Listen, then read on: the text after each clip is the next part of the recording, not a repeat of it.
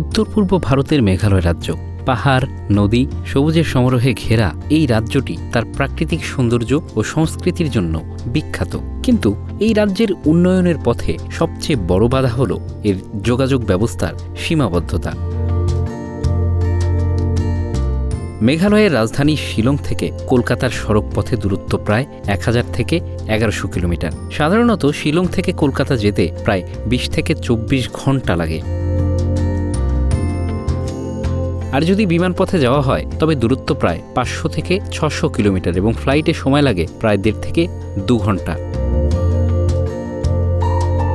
কলকাতা বা ভারতের মূল ভূখণ্ডের সঙ্গে মেঘালয়ের দূরত্ব শুধু ভৌগোলিক নয়, অর্থনৈতিক ও সামাজিক উন্নয়নের ক্ষেত্রেও একটি বড় চ্যালেঞ্জ।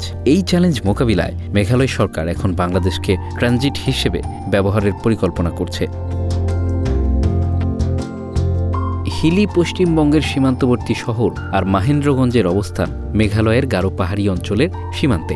ভারতের এই দুই শহরের সঙ্গেই বাংলাদেশের সীমান্ত রয়েছে। তাই হিলি মহেন্দ্রগঞ্জ আন্তঃসীমান্ত অর্থনৈতিক করিডোরের পাশাপাশি এই করিডোরের পরিকল্পনা করা হয়েছে।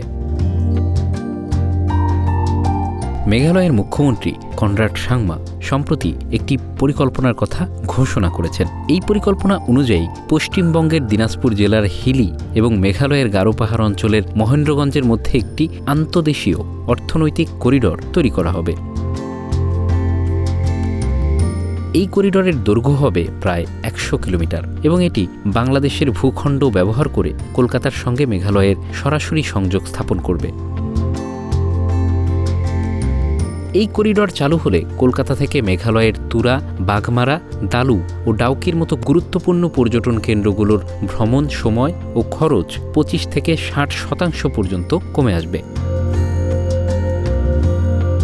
মুখ্যমন্ত্রী সাংমা বলেছেন, এই করিডর শুধু মেঘালয় নয়, বরাক উপত্যকা ও ত্রিপুরার সঙ্গেও কলকাতার দূরত্ব কমাবে। প্রায় 600 থেকে 700 কিলোমিটার পথ সাশ্রয় হবে, যা উত্তর পূর্বাঞ্চলের অর্থনৈতিক উন্নয়নে গুরুত্বপূর্ণ ভূমিকা রাখবে।